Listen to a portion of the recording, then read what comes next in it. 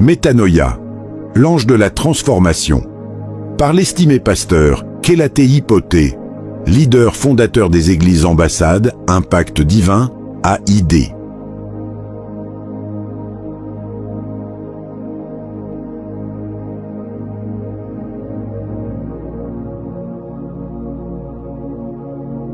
La paix du Seigneur soit avec vous. Merci de nous rejoindre pour ce nouveau rendez-vous avec la parole de Dieu. Aujourd'hui, samedi 18 juillet 2026, nous allons découvrir une vérité puissante autour de ce thème, conforme à sa résurrection. Écoutons notre texte de base dans la lettre de l'apôtre Paul aux Éphésiens, au chapitre 2, verset 6. Il nous a ressuscités ensemble et nous a fait asseoir ensemble dans les lieux célestes en Jésus-Christ. La résurrection de Jésus-Christ n'est pas un simple fait historique, comme certains ont vainement tenté de le faire croire. Elle représente le cœur et le fondement éternel de la vie chrétienne. Mieux encore, la résurrection est la pierre angulaire de la foi chrétienne et le fondement même de notre existence en Christ. Sans elle, le christianisme ne serait qu'une simple religion, un tombeau blanchi. C'est cette profonde révélation qui conduisit l'apôtre Paul, lorsqu'il exposait clairement l'Évangile, à déclarer, dans sa première lettre aux Corinthiens, au chapitre 15, verset 14, « Et si Christ n'est pas ressuscité, notre prédication est donc vaine, et votre foi aussi est vaine. » Avez-vous entendu? La résurrection est le pilier, le pivot, l'élément central de notre foi. Au-delà de cet aspect, la résurrection constitue également la preuve irréfutable de la divinité de Jésus-Christ. À ce sujet, l'apôtre Paul affirme, dans sa lettre aux Romains, au chapitre 1er, verset 4, que Jésus-Christ a été déclaré Fils de Dieu avec puissance par sa résurrection d'entre les morts. Alléluia! Par ailleurs, la compréhension de la résurrection demeure incomplète sans la révélation de notre conformité à Christ dans sa résurrection. C'est d'ailleurs faute de cette révélation qu'une grande partie des chrétiens continuent de marcher dans la défaite, l'échec et l'esclavage. Laissez-moi partager cette vérité avec vous. Lorsque Dieu déploya l'infinie grandeur de sa puissance, en ressuscitant Christ d'entre les morts, il nous ressuscita également avec lui. En recevant par la foi la mort, l'ensevelissement et la résurrection de Jésus-Christ, nous sommes devenus conformes à lui, de sorte que sa résurrection implique aussi la nôtre. Cette réalité est admirablement expliquée dans l'Épître aux Romains, au chapitre 6, verset 5. En effet, si nous sommes devenus une même plante avec lui par la conformité à sa mort, nous le serons aussi par la conformité à sa résurrection. Bien-aimés, nous sommes devenus conformes à sa résurrection. Sa résurrection a entraîné la nôtre. Il ne s'agit pas d'une résurrection future, mais d'un fait spirituel d'une importance capitale pour tous ceux qui sont en Christ.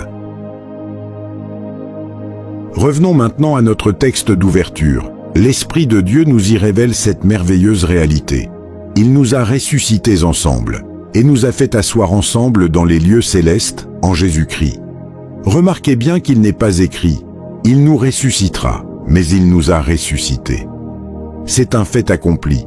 Nous sommes désormais assis avec Christ dans les lieux célestes, au-dessus de toute domination, à la place de puissance et d'autorité divine.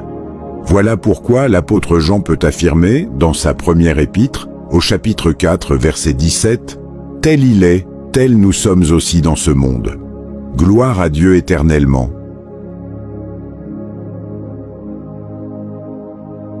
Après cette merveilleuse méditation, faisons maintenant cette confession de foi avec assurance. Là où vous êtes, déclarez-la de tout votre cœur. Je suis conforme à la résurrection de Christ. Je suis exactement comme lui dans ce monde. Il est le roi des rois, et je suis son représentant pour régner sur la terre. Je marche dans la puissance, l'autorité et la victoire de sa résurrection. Au nom de Jésus, Amen. Retenons également cette précieuse pensée de sagesse. Toute véritable branche est conforme à l'arbre qui la porte. Pour approfondir davantage cette vérité, je vous encourage à méditer les passages suivants. Première lettre aux Corinthiens, chapitre 15, verset 20. Lettre aux Romains, chapitre 8, verset 11. Première lettre aux Corinthiens, chapitre 15, versets 43 à 44. Et lettre aux Romains, chapitre 7, verset 4. Avant de nous quitter, gardons cette vérité dans nos cœurs. Tu n'attends pas la résurrection, tu en vis déjà la réalité. Marche aujourd'hui dans la puissance, l'autorité et la victoire de Christ.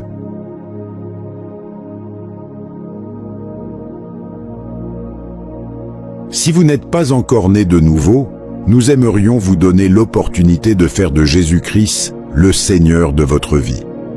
Priez maintenant avec nous de tout votre cœur. Ô Seigneur Dieu, je crois de tout mon cœur en Jésus-Christ, Fils du Dieu vivant. Je crois qu'il est mort pour moi et que Dieu l'a ressuscité des morts. Je crois qu'il est vivant aujourd'hui.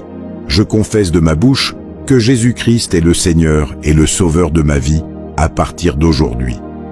Par lui et en son nom, j'ai la vie éternelle. Je suis né de nouveau. Merci Seigneur d'avoir sauvé mon âme. Je suis désormais un enfant de Dieu. Alléluia. Si vous avez fait cette prière avec foi, vous êtes désormais enfant de Dieu. Alléluia. Merci d'avoir été avec nous pour ce temps de méditation. Que la lumière de Christ éclaire chacun de vos pas et que sa parole demeure vivante dans votre cœur. Nous nous retrouvons très bientôt pour un nouveau numéro de Métanoïa, l'ange de la transformation.